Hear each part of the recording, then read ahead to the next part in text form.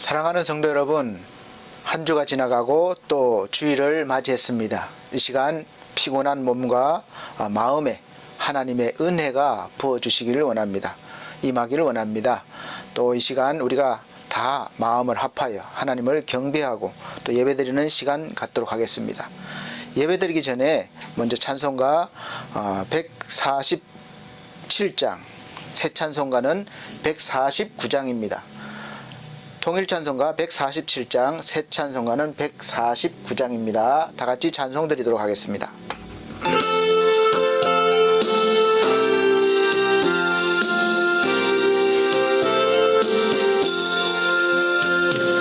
주 달려 죽은 십자가 우리가 생각할 때에 세상에 속한 욕심을 헛된 줄 알고 버리네. 죽으신 구주 밖에는 자랑을 맡게 하소서. 보혈의 공로 힘입어 교만한 마음을 버리네. 못 박힌 손발을 보니 큰 자비 나타내셨네.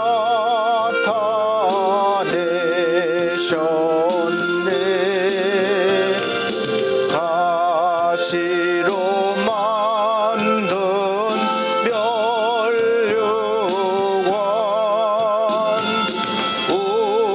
우리를 위해 쓰셨네. 온 세상 만물 가져도 주네 못다 갚겠네. 놀라운 사랑 받은 나 몸으로 제물 삼겠네.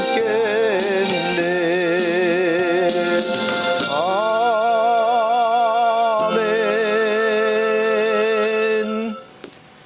네, 다 같이 묵도하심으로 3월 셋째 주 예배를 하나님 앞에 드리도록 하겠습니다. 다 같이 묵도하시겠습니다.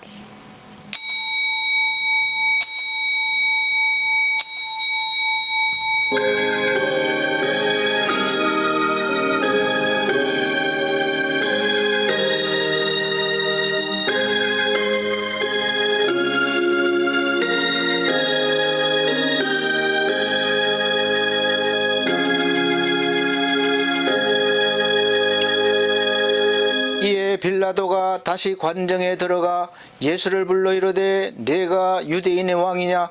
예수께서 대답하시되 이는 내가 스스로 하는 말이냐? 다른 사람들이 나에 대하여 내게 한 말이냐? 빌라도가 대답하되 내가 유대인이냐? 내 나라 사람과 대제사장들이 너를 내게 넘겼으니 내가 무엇을 하였느냐? 예수께서 대답하시되 내 나라는 이 세상에 속한 것이 아니니라. 만일 내 나라가 이 세상에 속한 것이었다면 내 종들이 싸워 나로 유대인들에게 넘겨지지 않게 하였으리라. 이제 내 나라는 여기에 속한 것이 아니니라. 아멘. 네, 다 같이 찬송가 12장, 새 찬송가 33장으로 찬송 드리겠습니다. 찬송가 12장, 새 찬송가 33장입니다.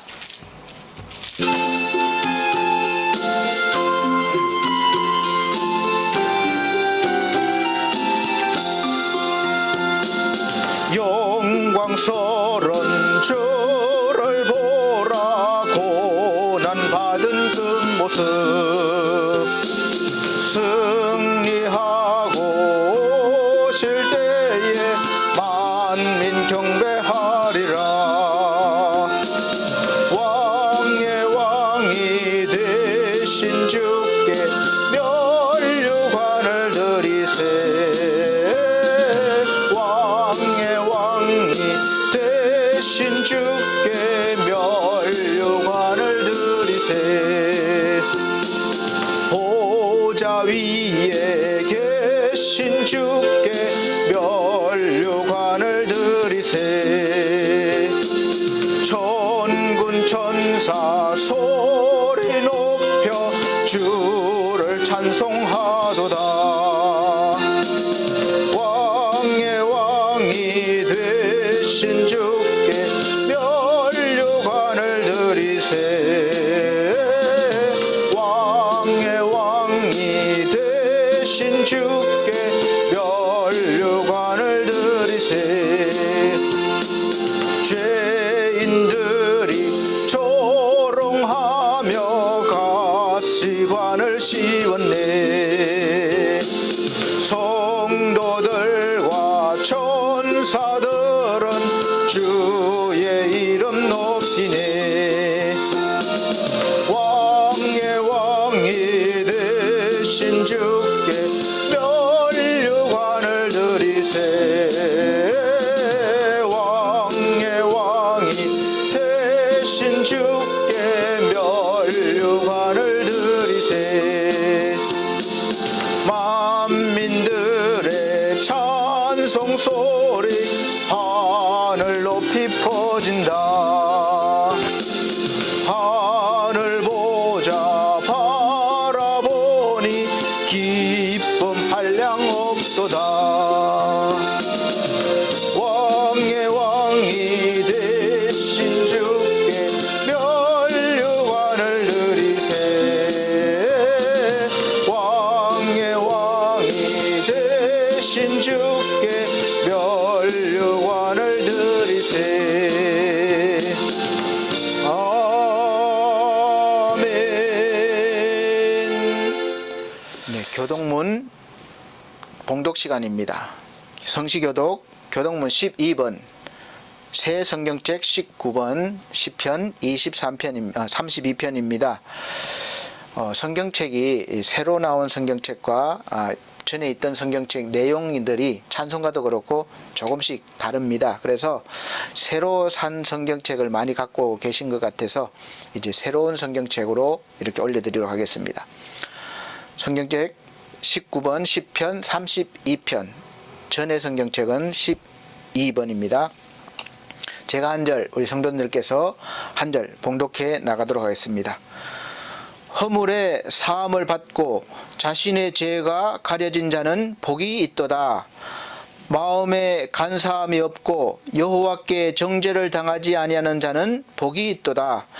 내가 입을 열지 아니할 때에 종일 신음함으로 내 뼈가 새하였도다. 주의 손이 주야로 나를 누르시니 내 진액이 빠져서 여름 가뭄에 마름같이 되었나이다. 주께 내 죄를 아뢰고 내 죄악을 숨기지 아니하였더니 곧 주께서 내 죄악을 사하셨나이다. 이로 말미암아 모든 경건한 자는 주를 만날 기회를 얻어서 주께 기도할지라. 진실로 홍수가 범람할지라도 그에게 미치지 못하리이다. 주는 나의 은신처요니 환난에서 나를 보호하시고 구원의 노래로 나를 들으시리이다. 너희 여인들아 여호와를 기뻐하며 즐거워할지어다. 마음이 정직한 너희들아 다 즐거이 외칠지어다. 아멘. 다 같이 사도신경으로 신앙고백 드리도록 하겠습니다. 나는 전능하신 아버지 하나님 천지의 창조주를 믿습니다. 나는 그의 유일하신 아들 우리 주 예수 그리스도를 믿습니다. 그는 성령으로 잉태되어 동정녀 마리아에게 나시고 본디오 빌라도에게 고난을 받아 십자가에 못 박혀 죽으시고 장사된 지 사흘 만에 죽은 자 가운데서 다시 살아나셨으며 하늘에 오르시어 전능하신 아버지 하나님 우편에 앉아 계시다가 거기로부터 살아있는 자와 죽은 자를 심판하러 오십니다. 나는 성령을 믿으며 거룩한 공교회와 성도의 교제와 죄를 용서받는 것과 몸의 부활과 영생을 믿습니다. 아멘. 네, 다 같이 찬송가 31장, 새 찬송가 67장 다 같이 부르신 후에 권경희 권사님 기도해 주시도록 하겠습니다. 찬송가 31장, 새 찬송가 67장입니다.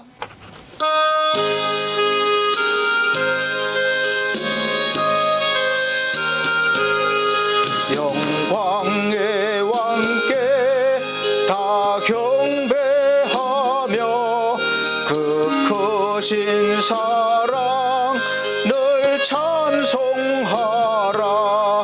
예부터 영원히 참 방패시니 그 영광의 주를 다 찬송하라. 능력과 은혜 다 찬송하라.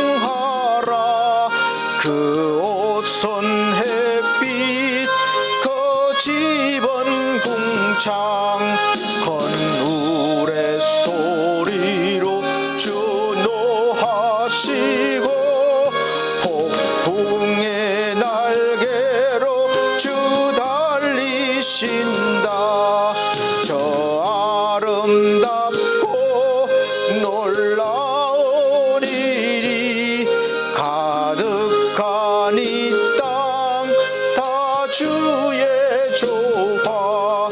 그 힘찬 명령에 더 잡히나니 저 푸른 바다는 옷자락이라. 질거릇같이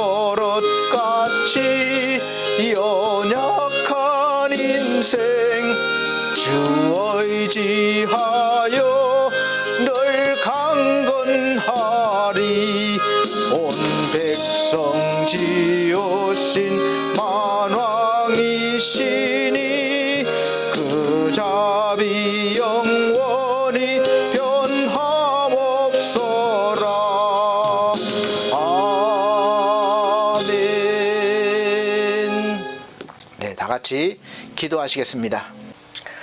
사랑과 은혜가 충만하신 하나님 아버지, 거룩한 주일날 주님의 부르심을 받아 예배 자리에 모인 무리들 머리 위에 우리 주 예수 그리스도의 보배로운 피의 건능과 권세를 더하여 주시고 지혜의 영적인 눈을 열어주시고 부르심의 소망을 알게 하시고 저희를 은혜와 평강으로 채워주심에 참으로 감사드립니다. 아멘. 사랑의 주님, 지나간 한 주간도 이 땅의 삶을 살아가는 동안 지었던 모든 죄를 자백하오니 주의 긍휼과 넓으신 사랑으로 용서하여 주시옵소서. 아멘. 마음으로 행위로 지은 죄도 용서하여 주시옵시고 언행과 생각의 모든 죄도 용서하여 주시옵소서. 아멘. 미처 기억하지 못한 죄도 생각나게 하여 주시옵시고 다시는 연약함으로 인하여 같은 죄를 되풀이하지 않도록 저희에게 믿음의 믿음을 더하여 주시옵소서. 아멘. 어지러운 환란 속에서 세상을 바라보지 않게 해주시고 저희들의 처한 환경을 불평불만하기보다는 오직 주님만 바라보며 주님께서 주시는 기쁨과 평강을 위해 기도하는 저희 모두가 되게 하여 주시옵소서. 아멘. 영육간의 질병으로 힘들어하는 자들과 물질로 인하여 고통받는 자들, 또한 여러 가지 모양으로 시험당하는 백성들을 불쌍히 여기시고 회복되게 하시며 저희들의 모든 삶 속에서 감사와 찬양이 넘치게 하여 주시옵소서. 아멘. 오늘도 생명의 말씀을 들고 단위에 서신 권대용 목사님 항상 영육간의 강건함으로 지켜주시옵소서. 단위에서 쏟아내는 모든 말씀들 위해 성령님께서 함께 하시고 그 입술을 주정하여 주시옵소서. 아멘. 말씀 한마디 한마디가 저희의 영을 깨어나게 하시고 아멘으로 화답하고 은혜 받는 귀한 시간 되게 하여 인도하여 주시옵소서. 아멘. 예배의 시작과 마치는 시간까지 주님께서 주관하여 주시옵시고 홀로 영광 받으시길 원하오며 지금도 살아 역사하시는 예수 그리스도 이름 받들어 기도드리옵나이다. 아멘.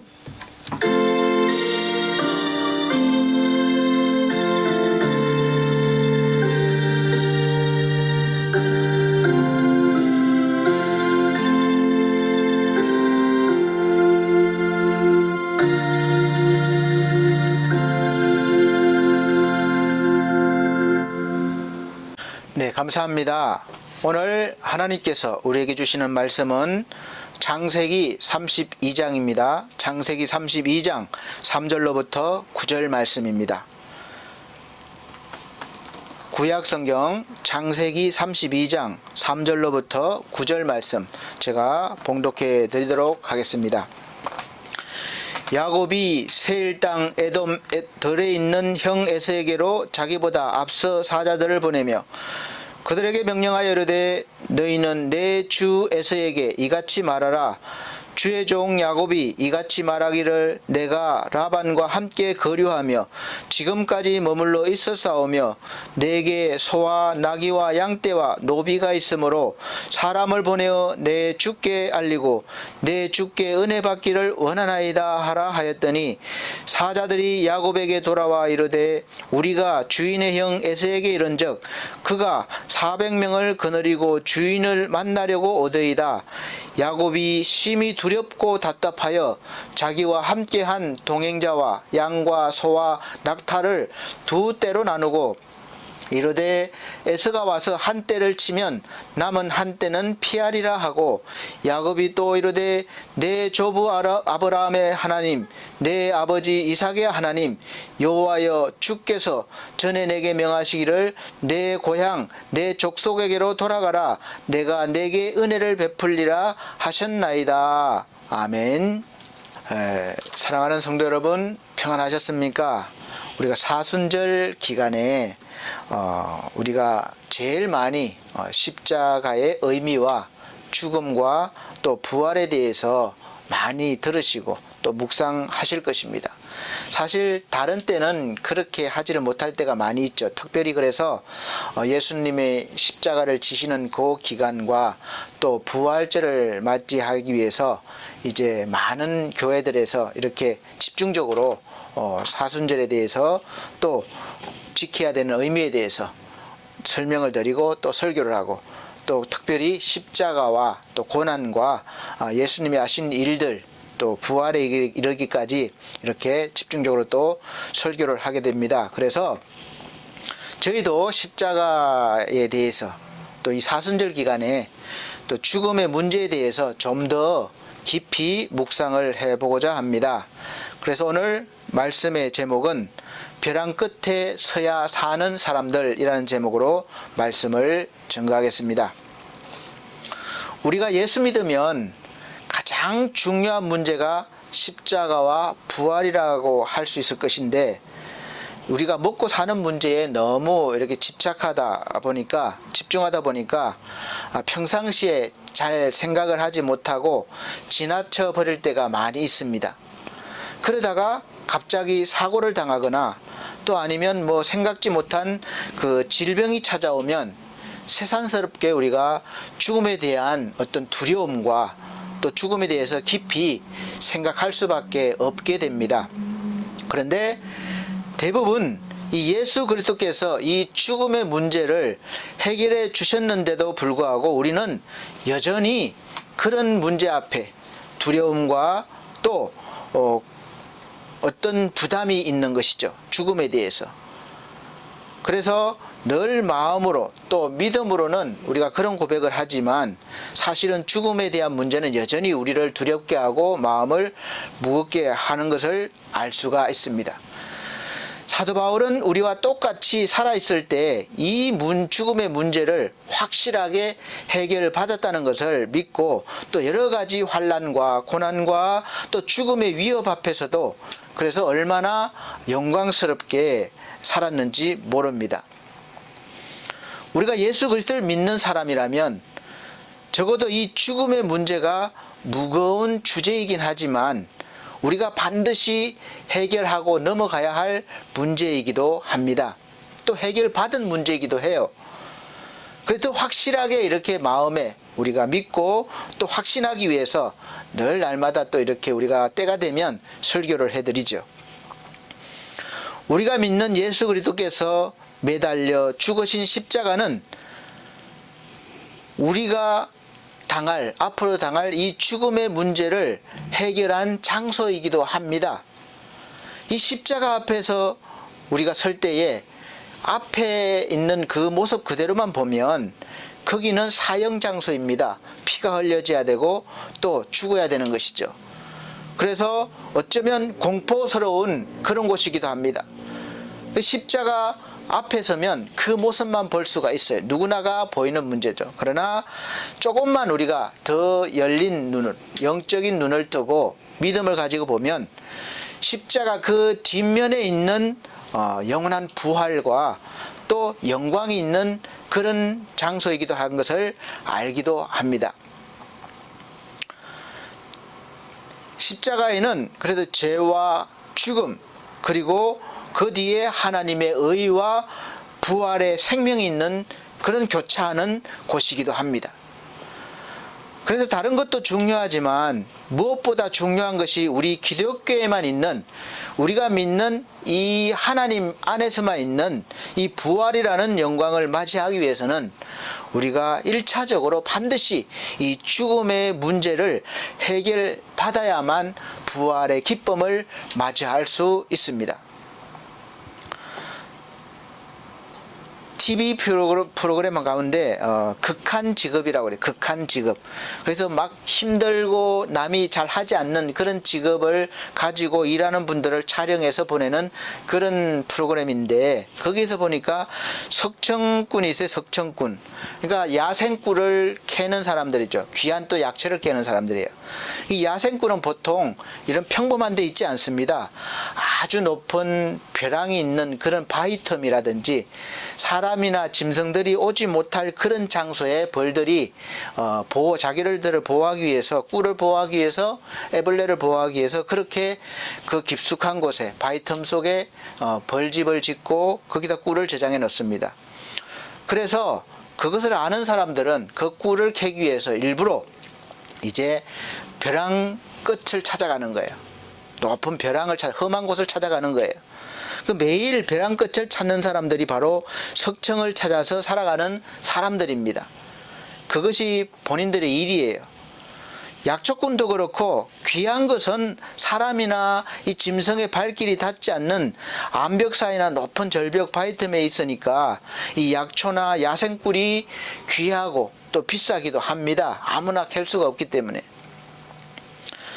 그래서 벼랑 끝에 서보지 않은 사람들은 벼랑을 보면 겁이 나죠. 겁이 나고 두려운 곳이지만 매일 벼랑 끝을 찾아 나서는 이 사람들은 벼랑 끝에 서면 오히려 이제는 석청이 있을 것이라는, 귀한 약초가 있을 것이라는 그런 설레임, 소망이 있다는 거예요. 두려움보다는 오히려 그런 마음이 있다는 것이죠. 그런 것을 볼 때 똑같이 우리 믿음의 사람들이 당하는 어떤 고난을 통해서 오히려 하나님의 새로운 역사를 기대하는 것과 같은 그런 마음이 아닐까 생각해 봅니다. 그러다 보니까 혹시 이분들이 돌발 상황이 생겨서 날씨가 안 좋다거나 여러 가지 문제가 생겨서 채취가 어려울 때는 또 욕심을 버리고 내일을 기약하면서 무사히 내려갈 수 있다는 것에 또 감사한다고 그러더라고요. 그래서 그런 걸 보면 우리가 살아가면서 욕심을 버려야 되겠다, 이런 마음도 듭니다. 오늘 나오는 이 인물 중에 야곱이라는 사람은 본래 욕심이 많은 사람이었고 그 욕심을 채우기 위해서 자기가 다양한 방법을 사용했던 사람입니다. 잔머리를 많이 쓴 사람이죠. 그래서 오늘 본문의 내용은 우리처럼 내 능력으로 세상을 살아가면서 자기가 원하는 것을 얻기 위해서 온갖 방법을 쓰면서 살아가던 이 사람이 하나님의 섭리와 은혜를 점점 깨닫고 믿으면서 온전한 하나님의 백성이 되는 이 사람의 이야기라고 할 수 있습니다. 그 중에서 가장 어떻게 보면 핵심적인 내용이라고도 볼 수 있는데, 이 야곱이 쫓기듯 이 아버지의 품을 떠나서 비록 친척이긴 하지만 외삼촌 라반이 있는 곳에 가서 타향해서 온갖 어려움과 서러움을 겪으면서 나름대로 성공한 삶을 살았습니다. 성공을 했어요. 부자가 됐습니다. 그렇게 성공한 야곱이 이제 때가 되어서 아버지가 계시는 품으로 고향으로 돌아가고 있는데 반드시 해결해야 할 문제가 바로 형 에서와의 문제였습니다. 형 에서를 만나면 자기가 에서에게 죽을 수 있다는 두려움이 늘 있습니다. 이것 때문에, 이 문제 때문에 고향 땅을 도망치듯 나왔던 것이죠. 그런데 야곱은 살아가면서 하나님의 은혜 속에서 점점 믿음이 성장하면서 결정적으로 이 야복강을 마지막으로 건너기 전에 하나님을 아주 깊이 만나는 체험을 하고 하나님과 겨루어 이겼다는 그런 의미로 야곱 대신에 이스라엘이라는 새로운 이름을 하나님으로부터 받았습니다. 성경에서는 이 이름이 대단히 중요한 의미를 갖는 것을 알 수 있습니다. 이름에는 그 사람의 삶이 담겨 있는 경우가 많기 때문에 그렇습니다. 대표적인 예로 이 사도 바울이 되기 전에는 사울이라는 이름으로 살았습니다. 이 사울이라는 이름은 육적인 삶을 살았을 때의 이름이에요. 그래서 자기가 생각하는 것이 옳다고 생각하고 혈기등등하게 예수 믿는 사람들을 잡으러 다녔던 사람이에요. 그 이후에 다메섹 도상에서 예수님을 깊이 만난 후에 나서 바울이라는 이름을 사용했습니다. 이 바울은 영적인 사람이라는 그런 의미가 있고 또 거듭난 삶, 그러니까 하나님의 영광을 위해서 살아가는 그런 사람으로 바뀌었다는 의미가 있는 이름이에요. 쉽게 이해하려면 우리가 예수 믿기 전에 나의 삶과 예수를 믿고 난 후에 나의 삶을 보면 나뉘었다고 보면 됩니다. 그래서 믿기 전에 내가 어떻게 살았는지, 예수를 믿고 난 후에 어떻게 살았는지 한번 생각해 보시기 바랍니다. 물론 많은 그리스도인들이 예수 믿기 전이나 예수를 믿고 난 후의 삶이 조금도 달라진 것이 없는 그런 사람들도 있어서 더 많은 불신자들에게 별 영향력을 주지 못하고 사는 것도 사실이지만 그래도 달라진 사람들도 많습니다. 그래서 막 깡패, 폭력배로 살다가 예수님을 만나고 변화되어서 목사의 삶을 사는 사람들도 가끔 있습니다. 이런 것과 같이 저와 여러분들도 마찬가지로 전과 후의 삶은 달라야 할 것입니다. 지금까지 달라진 것이 아니면 지금부터라도 달라지시기를 예수 그리스도로 부탁드립니다. 사랑하는 우리 성도님들은 완전히 달라지시기를 예수 그리스도로 축복합니다. 어쨌든 야곱은 야복강을 건너기 전에는 마치 벼랑 끝에 선 사람 같은 심정이었을 거예요. 라반에게로 다시 돌아갈 수도 없어요. 그렇다고 아버지가 있는, 형 에서가 있는 그곳으로 기쁜 마음으로 갈 수도 없습니다. 어쩔 수 없이 가고 있는 거예요. 그래서 이제 가장 중요한, 이제 강을 건너면 이제 형과 대면하는 거 얼마 안 남았습니다. 그래서 이제 마지막 결정의 순간이 온 것이죠. 늘 두려워하던 형 에서와의 만남이 있으면 어쩌면 형이 자기를 죽일 수도 있는 거예요. 자기 가족들을 다 죽일 수도 있는 것입니다. 그래서 자신이 가진 이 지금까지 읽어놓은 모든 것을 다 잃어버릴 수도 있는 그런 순간에 가느냐 마느냐 그런 선택을 할 중요한 순간이었습니다. 여러분도 살다 보면 인생에서 아주 중요하고 결정적인 결정을 해야 될 때가 옵니다. 저 역시도 그러한 결정을 할 때가 있었습니다. 제가 이 재가복지센터를 할 때도 아마 그런 마음이었을 거예요. 벼랑 끝에 선 마음. 제가 직장 생활도 할 수 없는 그런 나이와 어떤 조건이었어요. 많은 곳을 알아봤지만 받아주는 데가 없었습니다. 그리고 제가 가장 힘들 때였기 때문에 물질적으로도 빚이 많았고 여유가 전혀 없는 상황이었기 때문에 새롭게 뭔가 할 수 있는 여건도 안 되었습니다. 그래도 뭔가 해야 되는 그런 결정을 해야 되는 순간이었죠. 저는 벼랑 끝에 서서 내려왔어요. 꿀을 따러 내려갔습니다. 그래서 지금까지 지금 3년이 지났는데 지금 이렇게 하고 있는 것이죠. 여러분 같으면, 여러분이 이 야곱 같으면 어떤 선택을 하시겠습니까? 벼랑 끝에 선 사람은 크게 보면 세 가지 선택을 할 수가 있어요. 첫째는 그냥 돌아서 다시 자기가 살던 곳으로 돌아가든지 어떻든 간에 결정을 해서 돌아가든지, 둘째는 그냥 거기에 머물든지, 셋째는 벼랑 밑으로 내려가든지.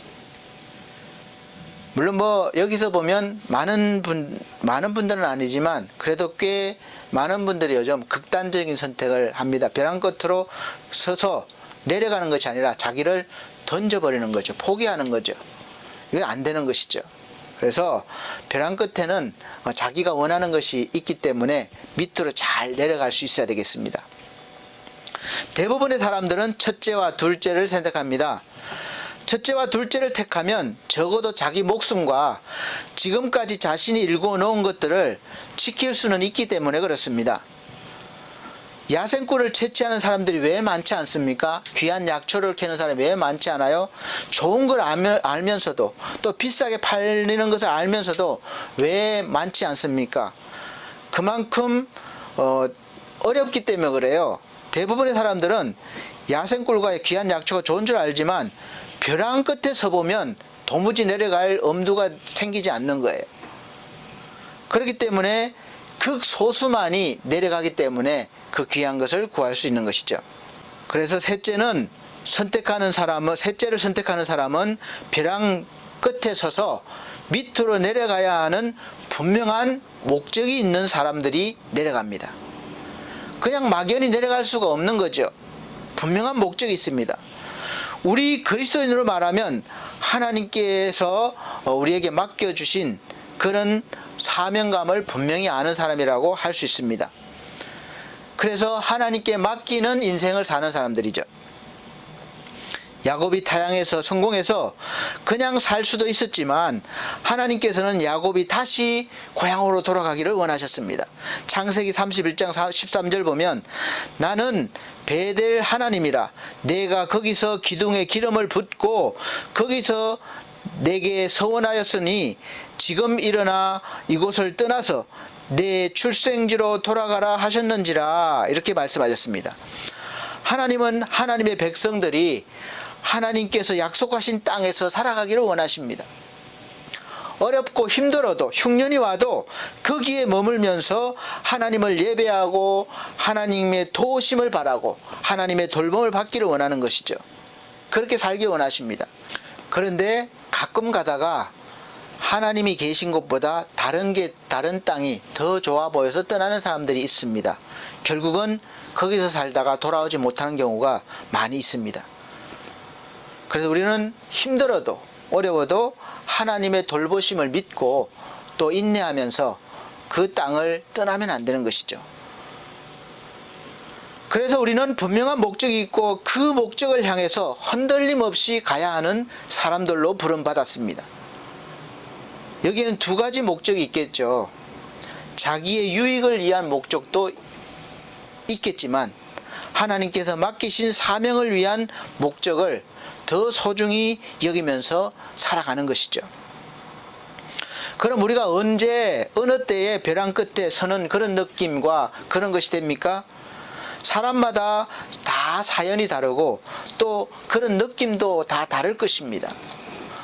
어떤 사람은 사업을 하다가 부도가 나서 다 일궈놓은 것들을 잃어버리고 빚더미에 올라앉았을 때 그런 마음이, 그런 상황이 될 수도 있겠고, 또 어떤 사람은 정말 사랑하는 사람과 헤어졌을 때에 그럴 수도 있겠고, 또 어떤 경우는 의사로부터 암입니다 이렇게 사형 선고를 받은 것 같은 그런 진단 결과를 받았을 때였을 수도 있고, 또 자기가 원하는 것을 위해서 정말 최선을 다했는데 결국은 얻지 못했을 수도 있습니다. 그때에 그런 마음이 들 수도 있겠습니다. 그러나 사랑하는 성도 여러분, 이러한 벼랑 끝은 모두가 다 우리가 육적으로 살아가면서 겪는 그런 것들이라고 볼 수 있습니다. 우리가 믿음의 눈으로 영적으로 보면 그런 것들은 다 육적인 벼랑 끝이라고 볼 수 있어요. 우리가 본래의 본향으로 돌아가고 아버지의 품으로 돌아가려면 반드시 영적인 그런 벼랑 끝을 경험해야 합니다. 이 영적인 벼랑 끝은 어디입니까? 바로 십자가 앞이라고 볼 수 있습니다. 십자가 앞에서 십자가 속으로 들어가느냐 아니면 다시 돌아가느냐, 세상으로 돌아가느냐, 그것이 바로 선택한 것이 바로 삶을 완전히 달라지게 합니다.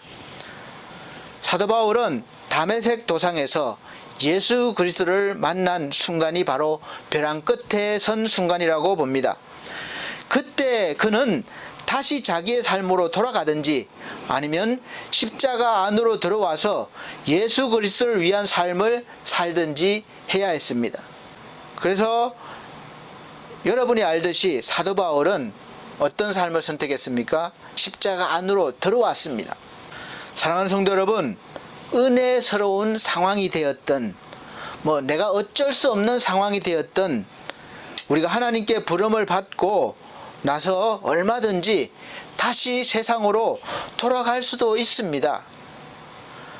안 믿던 때로 돌아갈 수도 있어요. 하나님의 품을 떠날 수도 있어요. 그러나 바울은 순교하는 순간까지 하나님께서 자기에게 주신 사명을 위해서 살았습니다. 그가 어떻게 살았는지는 성경 곳곳에 잘 기록이 되어 있습니다. 그래서 디모데후서, 그렇게 살고 난 뒤에 디모데후서 4장 6절에서 8절에 이렇게 말씀하고 있습니다. 관제와 같이 벌써 내가 부험이 되고 나의 떠날 기약이 가까웠도다. 내가 선한 싸움을 싸우고 나의 달려갈 길을 마치고 믿음을 지켰으니 이제 후로는 나를 위하여 의의 면류관이 예비되었으므로 주 곧 의로우신 재판장이 그날에 내게 주실 것이니 내게만 아니라 주의 나타나심을 사모하는 모든 자에게니라. 아멘. 이 얼마나 감동적인 믿음의 말입니까? 여기서 관제란 말은 제사를 올릴 때 제단 위에 기름을 붓는 그 의식 중에 하나의 절차입니다. 즉 바울 자신이 하나님이 친히 준비하신 제단에 희생 제물로 드리겠다는 의미이기도 합니다. 그래서 예수님이 하나님의 뜻을 쫓아서 걸어가신 그 십자가의 죽음으로 자기도 성령 안에 동일하게 걸어가겠다는 그런 것입니다. 그래서 사도 바울은 내가 예수 그리스도와 함께 십자가에 못 박혀 죽었고 다시 예수와 함께 살았다고 그랬어요. 자신도 이렇게 죽은 걸로 여기는 것이죠. 진리의 복음 때문에 예수 그리스도와 온 교회를 위해서 순교자의 길을 갈 준비가 되었을 때 그렇게 할 수 있습니다. 그래서 이런 삶을 산 사도 바울을 지금 우리 믿음의 사람들은 사도 중에 최고라고 하는 그런 최고라고 인정하는 것이죠. 이 땅에서도 이렇게 영광스러운 이름으로 불리는데 장차 임할 우리 온전한 하나님의 나라가 임하시면 얼마나 영광스럽겠습니까? 그 영광을 받겠습니까? 그런데 똑같이 부름을 받았는데 반대로 그 벼랑 끝에서 돌아선 사람도 있습니다. 사도 바울과 같이 동력을 하다가 다시 돌아선 사람들 보면 빌레몬서에 보면 빌레몬서 1장 24절에 보면 데마라는 사람이 나옵니다. 데마는 짧게 나옵니다. 데마라는 사람은 바울의 동력자로 일했던 사람이에요. 그런데 디모데후서 4장 10절 보니까 이 데마는 이 세상을 사랑하여 나를 버리고 데살로니가로 갔고 이렇게 말씀하고 있습니다. 그러니까 사도 바울과 같이 부름을 받아서 일을 하다가 막 힘들었던 모양이죠. 그리고 세상이 더 좋아 보였던 모양입니다. 그래서 이 세상을 더 사랑해서 예수님보다 세상을 더 사랑해서 떠났다는 것입니다. 저와 여러분도 이렇게 할 수가 있어요. 예수를 믿지만 예수님보다 더 세상을 사랑해서 떠나지는 않아도 날마다 세상을 위해서 살아갈 수가 있는 것이죠. 그래서 이 사순절 기간에 우리가 그것을 정리해야 됩니다. 더 사랑하는 것을 정리하고 예수님을 더 사랑하는 것으로 그렇게 만들어야 되죠. 저는 우리 성도님들이 이 데마와 같은 사람이 되지 않기를 간절히 바랍니다.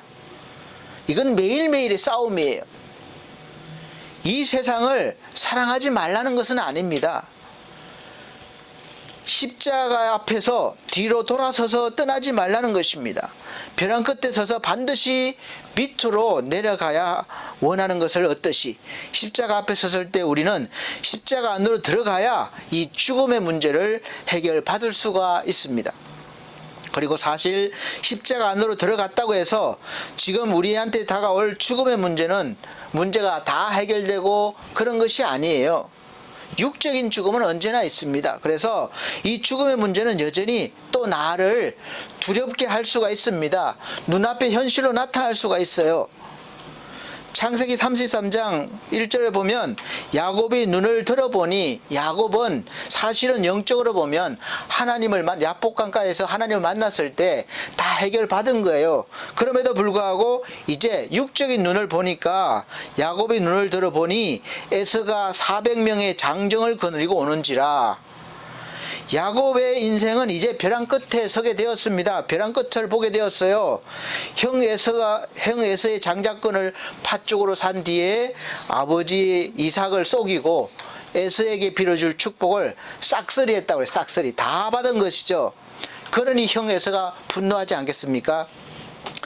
그래서 축복을 이삭으로부터 다 받았습니다. 그 일로 에서가 분노해서 야곱을 죽이려고 하는데 어머니가 뭔지 알고 에서를 피신시킨 거죠. 그래서 어린 나이에 외삼촌집으로 도망을 한 것입니다. 20년의 세월이 흘러서 이제 고향으로 돌아가는 이 야곱은 형 에서로부터 내가 너를 이제 시간이 많이 흘렀으니까 용서한다, 이런 이야기를 듣지를 못했어요. 그렇기 때문에 이 문제가 그대로 있는 거죠. 죽음의 문제가 있는 거예요. 그런데 지금 그 형 에서가 군사 400명을 거느리고 자기한테 온 것이죠. 그야말로 이제 벼랑 끝에 서서 마주한 것입니다. 야곱은 이 창세기 32장에 보면 형 에서가 자기에게 돌아온다는 소식을 형 에서에게 자기가 돌아온다는 소식을 전하러 사자들을 보냈는데, 그 사자들이 돌아와서 하는 말이 에서가 군사 400명을 거느리고 온다는 소식을 듣고 이제 그 소식을 알려준 거예요. 그러니까 그 소식을 듣고 그때부터 두렵고 답답한 마음이 생겨난 것이죠. 자기 힘으로는 해결할 수 있는 일이 아니었기 때문이었습니다. 그래서 또 마찬가지로 이 야곱은 머리를 쓴 겁니다. 형 에서의 마음을 돌리기 위해서 나름대로 계책을 세우고 최대한 머리를 써서 방법을 세우고 그렇게 행한 것이죠. 재물을 준비하고, 그래서 소식을 전하는 사자들에게서 먼저 에서의 마음을 돌리려고 했습니다. 에서의 동태를 살피는 것이죠. 창세기 32장 3절에서부터 보면 야곱이 세일 땅 에돔 들에 있는 형 에서에게로 자기보다 앞서 사자들을 보내며 그들에게 명령하여 이르되 너희는 내 주 에서에게 이같이 말하라. 주의 종 야곱이 이같이 말하기를 내가 라반과 함께 거류하며 지금까지 머물러 있었사오며 내게 소와 나귀와 양떼가 노비가 있으므로 사람을 보내어 내 주께 알리고 내 주께 은혜 받기를 원하나이다 하라 하였더니, 이렇게 하면 형 에서의 마음이 풀어지지 않을까 생각했을 거예요. 엄청나게 많은 예물을 드리니까. 그런데 자기의 계획과 판단이 완전히 무너진 것이죠. 6절 보면 사자들이 야곱에게 돌아와 이르되 우리가 주인의 형 에서에게 이른즉 그가 400명을 거느리고 주인을 만나려고 오더이다. 7절 야곱이 심히 두렵고 답답하여 자기와 함께한 동행자와 양과 소와 낙타를 두 떼로 나누고, 형 에서가 400명이나 되는 이 사람들, 장정들을 이끌고 자기로 죽이러 온다고 생각했을 수밖에 없죠. 그래서 심히 답답해서 또 나름대로 대책을 세웁니다. 야곱은 본래 인간적으로 잔머리를 잘 쓰는 사람이었기 때문에 자기가 가지고 있는 재산과 가족들을 사랑하는 순서대로 나누고, 보면 야 같죠. 그래서 에서에게 나가게 했습니다. 앞에 사람을 치면 자기는 도망갈 궁리였죠. 그래서 그런 작전을 세운 것입니다. 그러나 사실은 그렇게 할 필요가 없었습니다. 왜냐하면 야곱은 야복강을 건너기 전에 이미 벼랑 끝에 서서 하나님과 대면하고 씨름을 해서 이겨서 이스라엘이라는 이름을 받았습니다. 이스라엘 즉 승리자란 이름을 받았을 때는 하나님께서 야곱이 가장 두려워하는 그 문제, 자기 인생에서 도망을 척이 시작해야 했던 그 근본 원인을 해결해 주신 것이죠. 그 해결된 결과가 바로 오늘 눈앞에 나타났는데 야곱의 눈에는 그렇게 보이지가 않습니다. 여전히 에서가 군사를 거느리고 자기를 죽이러 오는 것처럼 보인 것이죠. 우리가 이제 예수님을 믿어도 늘 이런 마음이 듭니다. 예수 그리스도께서 이미 벼랑 끝을 다 체험하셨어요. 벼랑 끝에 서셔서 십자가에서 우리 대신 죽으심으로 우리가 가장 두려워하는 그 문제, 죽음의 문제를 해결해 주셨는데 우리는 우리를 향해서 한 발 한 발 다가오는 이 죽음의 그림자가 여전히 나를 죽일 것 같은 그런 느낌, 죽일 것처럼 느껴지고 보여지기 때문에 여전히 죽음의 문제를 두려워합니다. 여러분, 우리 죽음 문제를 해결 못 받으셨습니까? 해결 받았잖아요. 성경에 보면 그래서 예수가 오셨고 다 해놓으셨기 때문에 우리는 죽음의 문제를 해결 받았다고 성경은 누누이 말씀하고 있고 선포하고 있습니다. 그럼에도 불구하고 우리는 알지만 여전히 두렵습니다. 그래서 하나님께서는 그 두려움의 문제를 기쁨의 문제로 바꿔주신 거죠. 두려움의 눈물을 기쁨의 눈물로 바꾸셨습니다.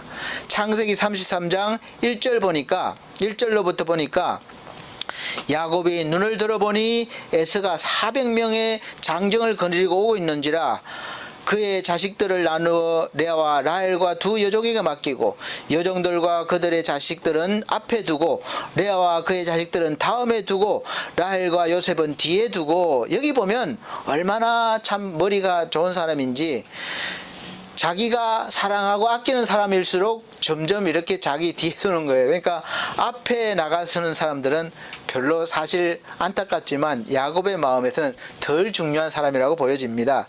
여종들에게서 낳은 여종들과 자식들, 그리고 자기 아내, 그리고 정말 자기가 사랑했던 여인 라헬은 요셉과 뒤에 두고 자기는 그들 앞에 나아가 몸을 7번 땅에 굽히며 그 형 에서에게 가까이 가니, 이때까지만 해도 그 똑같은 상황이에요. 형 에서가 장정들을 데리고 있는 그 상황입니다. 그러니까 그때서야 7번 굽히니 그때서야 에서가 달려와서 그를 맞이하여 안고 목을 어긋맞추어 그와 입 맞추고 서로 우니라, 이렇게 됐습니다. 형 에서는 야곱이 온다는 소식을 들었겠죠. 들었는데 성경에 그때 에서의 마음은 기록이 없습니다. 그래서 어떻는지 알 수가 없었지만 오늘 상황을 보면 아마 야곱을 죽이려고 한 것 같습니다. 왜냐하면 장정 400명을 이끌고 올 리가 없죠. 그런 마음이 아니면 아마 중요한 몇 사람만 데리고 왔을 수도 있어요. 그런데 400명이나 데리고 왔다는 것은 아마 죽이려는 마음이 있었을 것 같습니다. 그런 마음이 아니라면 굳이 장정 400명까지 데리고 오지 않았을 거예요.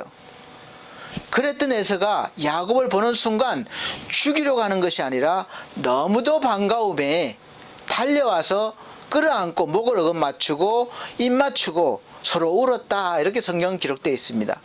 평생 야곱의 마음을 무겁게 했던 그 문제가 해결된 것이죠. 그리고 에서가 야곱이 보내준 재물 때문에 마음이 풀어진 것도 아니었습니다. 그 이유가 보면 있어요. 창세기 33장 9절 말씀 보면 에서가 가로되 내 동생아 내게 있는 것이 족하니 내 소유는 내게 두라, 이렇게 말해요. 이 말은 내가 가진 재산도 내가 먹고 살만하니까 네 것은 그냥 둬라, 이렇게 말하는 거예요. 이 야곱이 형한테 주려고 하니까 받지 않는다는 거예요. 그러니까 야곱이 형 에서에게 예물을 받으라고 아주 강건하니까 에서가 받았습니다. 하나님이 내게 은혜를 베푸셨고, 보세요, 야곱은 이제 구구절절히 항상 이 하나님의 은혜가 이제 속에 가득 찬 사람이에요. 말끝마다 하나님의 은혜로, 하나님이 내게 은혜를 베푸셨고, 이렇게 변했습니다. 그러니까 나의 소유도 족하오니 청컨대 내가 형님께 드린 예물을 받으소서 하고 그에게 강건함에 아주 강하게 권하니까 받으니라.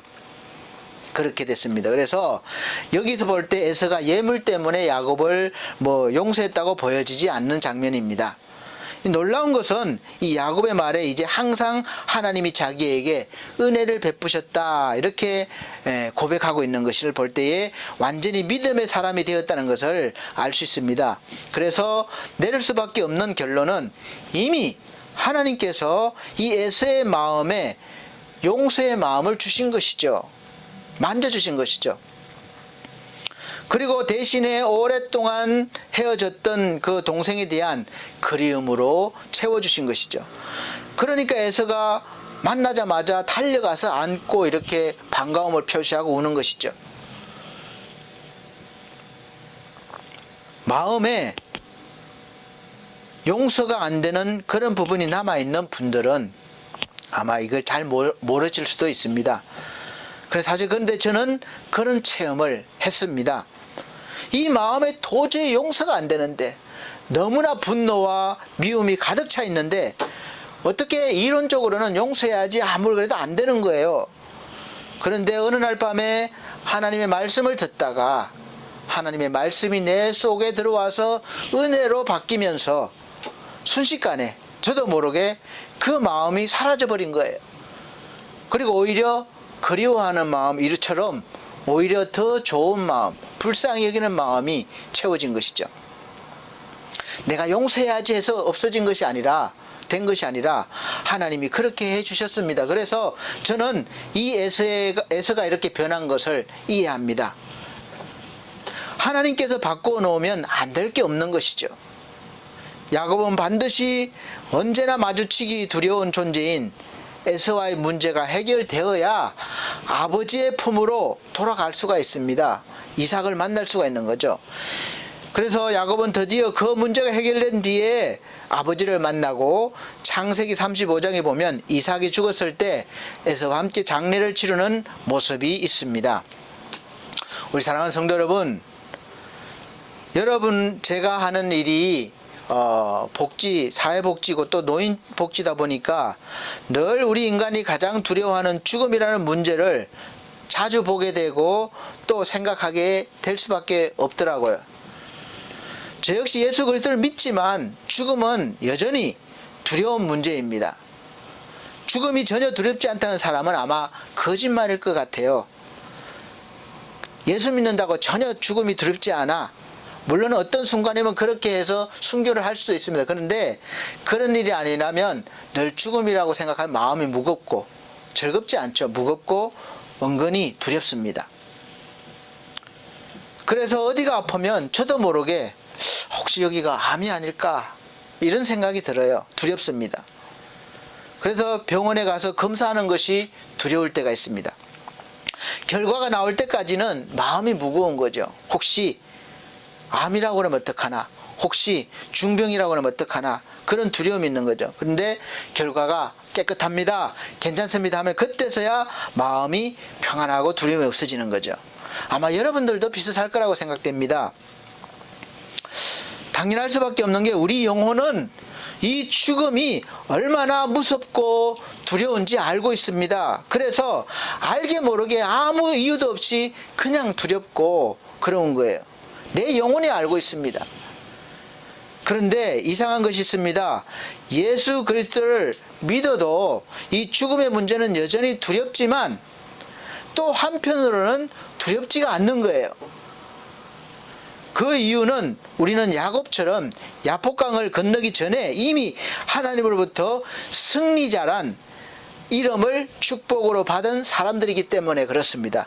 부활의 생명을 받은 사람이기 때문에 죽음은 여전히 두렵긴 하지만 그러나 또 한편으로는 두렵지가 않는 것이죠. 죽음을 당당히 맞이할 수 있게 된 것이죠. 이런 질문이 나올 수 있습니다. 목사님, 저는 야곱처럼 하나님과 이렇게 막 실험한 적이 없는데, 그런 체험도 없는데 어떻게 승리자라는 이름을 얻을 수가 있겠습니까? 그 대답은 성경에 기록되어 있습니다. 바로 예수 그리스도께서 십자가에서 우리 대신에 하나님께 맞아주시고 또 죽음의 문제를 해결해 주신 것을 믿으면 바로 하나님께서 그 은혜로 말미암아 우리를 승리자로 여겨 주신다는 것입니다. 그래서 이제 우리를 향해 오는 이 죽음의 그림자 뒤에는 부활이라는 승리자라는 그런 이름이 있기 때문에 우리가 기쁨으로 이 죽음의 문제를 해결받은 것이죠. 우리도 날마다 이 죽음의 그림자가 언제 나에게 다가와서 사실 여러 모양의 벼랑 끝에 서게 될 수가 있습니다. 사람마다 다르기 때문에 어떤 사람은 사고를 당해서 벼랑 끝에 선 것처럼 될 수가 있고, 또 어떤 사람은 중한 질병이 와서 그렇게 느낄 수가 있겠고, 또 먹고 사는 문제, 경제적인 문제가, 어려운 문제가 닥치면 벼랑 끝에 선 것처럼 느껴질 때가 있습니다. 그럴 때 야곱처럼 심히 내 힘으로 할 수 없기 때문에 답답하고 두렵고, 그래서 나름대로 여러 가지 방법으로 대처를 해보지만 여전히 에서가 400명의 군사를 거느리고 오는 것처럼 그런 마음, 두렵고 무거운 마음이 없어지지 않을 때, 이럴 때는 어떻게 해야 됩니까? 사랑하는 성도 여러분, 그 벼랑 끝이 바로 십자가 앞이라고 믿고 여기시길 바랍니다. 그리고 그 십자가에 달리신 예수 그리스도를 고개를 들고 바라보십시오. 그러면 그분 안에 해결책이 있습니다. 예수 그리스도께서는 우리의 두렵고 답답한 이 죽음의 문제를 이미 다 해결하신 후에 우리를 십자가 안으로 부르신 것입니다. 솔직히 말씀드려서 죽음의 문제가 해결되면 두려울 게 뭐가 있겠습니까? 어떤 거라도 할 수 있지 않겠습니까? 주저하지 마시고 예수 그리스도를 믿고 십자가 안으로 들어오시길 바랍니다. 그러면 죽음으로 다가오던 에서가 오히려 너무도 반가워서 껴안고 입 맞추고 반가움의 눈물을 흘릴 것입니다. 죽음의 문제는 언제나 두렵고 답답하고 무거운 우리 인생에 늘 어려운 숙제, 주제이지만 이제 예수 그리스도를 통해서 십자가 앞에서 이미 다 해결받은 문제임을 아시고 이 죽음의 두려움으로부터 해방되는 기쁨이 있으시기를 예수 그리스도 이름으로 축복합니다. 우리 인생은 한 번은 반드시 이 죽음과 맞닥뜨려서 죽음의 문제를 해결받아야 우리는 영원한 부활의 영광을 맞이할 수 있습니다. 이제 벼랑 끝에 선다고 해도 더 이상 두렵지 않는 것이죠. 선하신 목자 되시는 우리 주님께서 나를 붙잡아 주셔서 안전하게 내려가게 해주시고, 거기에서 또 달콤한 꿀을 얻게 하시고 또 귀한 약초를 얻게 하실 것을 믿기 때문에 그렇습니다. 그래서 아무리 절벽이 높고 또 험한 벼랑 끝이라 할지라도 이제 주님 손잡고 있으면 두렵지 않는 것이죠. 그러므로 이제 벼랑 끝에 서 있는 것 같은 느낌이 드실 때마다 주저하거나 뒤돌아가지 마시고 주님 손잡고 안심하시고 감히 내려가시길 바랍니다. 사순절이 얼마 남지 않았습니다. 이제 다음 주 지나고 4월달 이제 3월 29일부터 고난 주간입니다. 또 이제 부활절을 맞이하기 위해서 이 과정을 훌륭하게 은혜로 잘 넘고 해결받으시기 바랍니다. 이 사순절 기간에 우리 성도님들이 인생의 가장 큰 숙제인 죽음의 문제를 확실하게 믿음으로 해결받으시길 바랍니다. 그래서 예수 그리스도 안에서 영원한 부활의 기쁨과 능력이 날마다 넘치시기를 예수 그리스도 이름으로 축복합니다. 기도하시겠습니다. 하나님 감사합니다.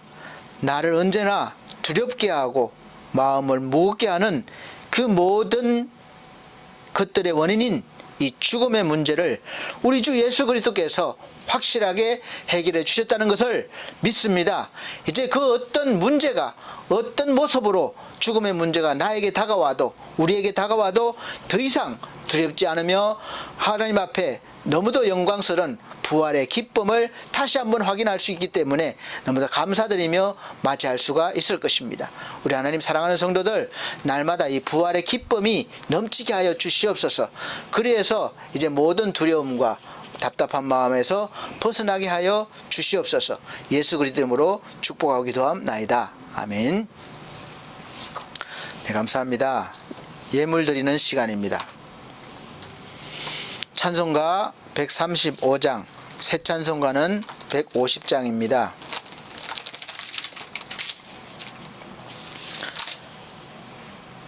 찬송가 드리시면서 준비하신 예물 드리도록 하겠습니다.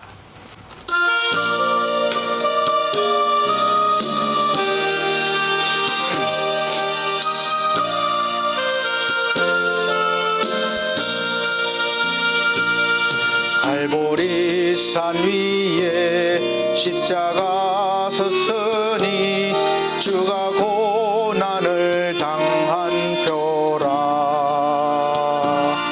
험한 십자가를 내가 사랑함은 주가 보혈을 흘림이라.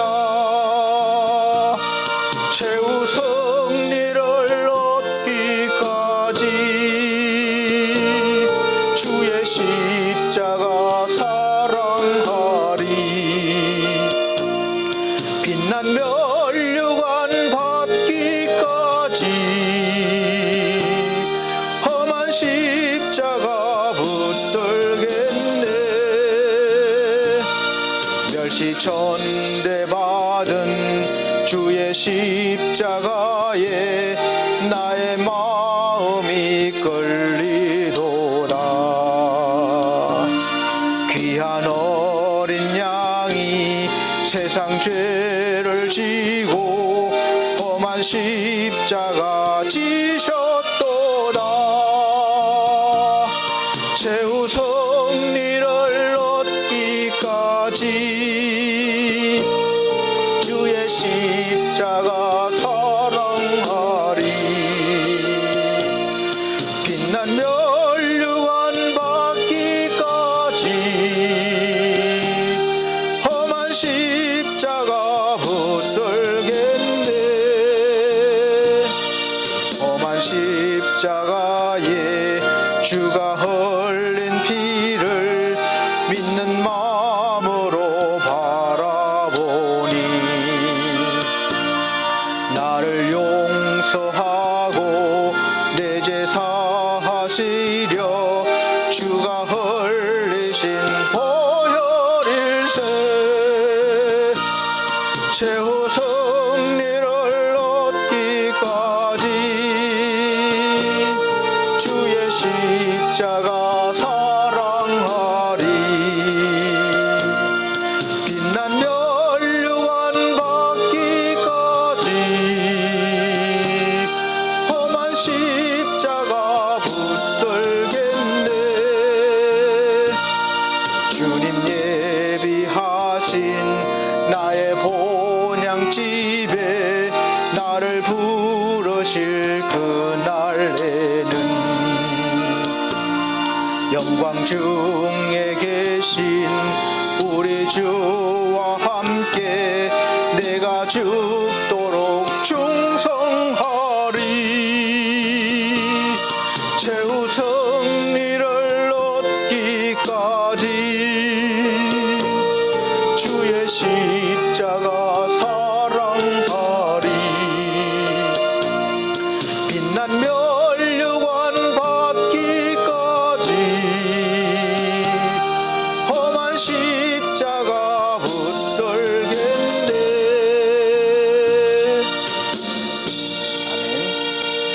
드려진 예물 위해서 기도 드리도록 하겠습니다. 드려진 예물은 전주 드려진 예물은 이렇게 자막으로 드려진 손길 올라가고 또 그렇게 하고 있습니다. 오늘 예배에 드린 예물을 위해서 기도드리겠습니다. 사랑이 많으신 아버지 하나님, 11조 예물과 감사 예물과 천기 예물 드렸습니다. 귀한 손길 일일이 기억하시고 날마다 삶 속에서 부활의 기쁨을 맞이할 수 있는 그런 믿음이 되게 하셔서 아버지 사람으로 살면서 평생에 하나님을 찬양하며 또 모든 두려움을 물리치고 하나님께 기쁨의 영광의 삶을 살아갈 수 있도록 드릴 수 있도록 도와주시고 인도하여 주시옵소서. 우리 사랑하는 성도들 날마다 주를 향한 그 마음이 넘치게 하시고 주의 영광을 위해 살아갈 수 있게 하여 주시옵소서. 사랑하는 반석교회 모든 성도들 또 사랑하는 귀한 손길들 기억하시고 또 몸으로 마음으로 헌신하는 귀한 손길도 기억하여 주시옵소서. 저들의 삶에 영적으로 육적으로 풍성한 열매 주시옵소서. 예수 그리스도 이름으로 축복하고 기도함나이다. 아멘. 네, 감사합니다. 교회 앞에 광고 말씀드리겠습니다. 21년도 교회 표어는 주와 동행하는 삶입니다. 주와 동행입니다. 날마다 주님 느끼면서 동행하며 사시기 바랍니다. 그리고 매주 주일 오전 11시에 예배를 영상으로 드리고 있습니다. 영상으로 드리지만 신령과 진정으로 예배를 드릴 수 있기를 바랍니다. 우리 사랑하는 성도님들의 가정과 직장과 사업을 위해서 기도해 주시길 바랍니다. 그리고 네 번째, 우리 연약한 성도들 기도하고 계시죠? 또 기도해 주시는 덕분에 우리 또 이태석 안수지사님 잘 나와서 또 열심히 일하고 있습니다. 감사드리고 또 하나님께 영광 돌립니다. 또 우리 금만섭 성도님도 놀랍게 회복되셔서 이제 곧 퇴원하실 예정입니다. 또 계속해서 기도해 주시길 바랍니다. 우리 차을분 권사님 늘 영육간의 강건함 위해서 기도해 주시고, 또 우리 최유주 성도 건강해져서 하나님께 영광 돌릴 수 있도록 그런 삶을 살 수 있도록 또 기도해 주시고, 또 우리 지상준 영혼 우리 몸이 약해서 병원에 왔다 갔다 합니다.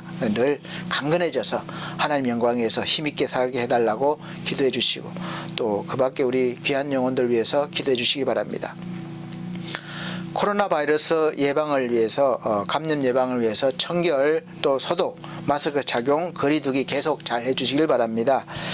사순절 기간입니다. 그리고 다음 주 이제 고난 주간은 3월 29일부터 4월 3일까지 지내고 4월 4일 날 부활절 맞이합니다. 다 이렇게 순서가 있으니까 우리 모두 부활의 기쁨을 맞이할 수 있도록 한 단계 더 업그레이드된 그런 믿음으로 성숙해지시기를 기원합니다. 찬송가 다 같이 59장 결단의 찬송 새 찬송가는 53장입니다. 다 같이 찬송 들으신 후에 축도로 예배를 마치도록 하겠습니다.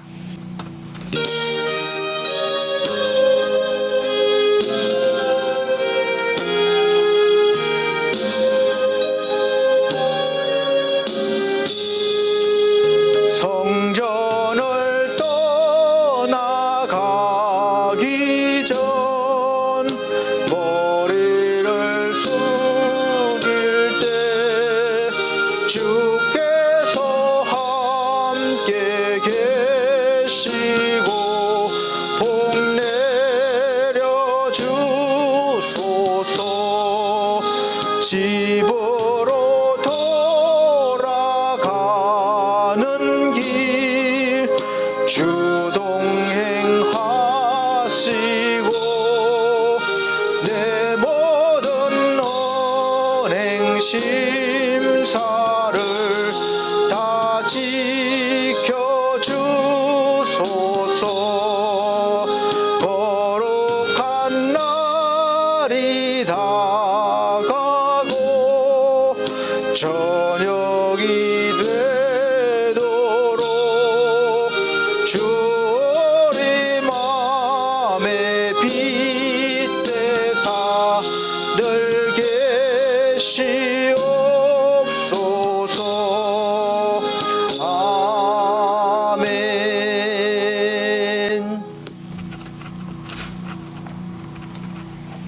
사랑이 많으신 우리 아버지 하나님, 이제 우리가 부활절날 부활의 기쁨을 맞이하기 위해서 이제 그 기간 동안 좀 더 믿음의 훈련을 받아서 더 깊고 넓은 믿음의 사람이 되기를 원합니다. 날마다 나는 죽고 나를 통하여 예수 그리스도께서 사시는 그런 은혜의 체험을 하게 하시고 우리의 삶이 곧 예수 그리스도의 삶이 되게 하셔서 많은 사람들이 우리를 보고 예수 그리스도를 보고 믿게 하는 그런 영광이 있게 하여 주시옵소서. 사랑하는 성도들 날마다 믿음으로 살아가게 하여 주시옵소서. 하는 모든 일 가운데 하나님이 동행하여 주셔서 형통케 하시고 충만케 하여 주옵소서. 이제는 우리 주 예수 그리스도의 은혜와 하나님의 극진하신 사랑과 성령님의 감화감동 교통하신 은혜가 오늘 말씀을 듣고 죽음의 문제를 완전히 해결하기를 원하는, 또 해결받기를 원하고 또 해결받은 우리 사랑하는 성도들 머리 위에 이 나라의 민족 위에 지금으로부터 영원토록 함께 계실지어다. 아멘.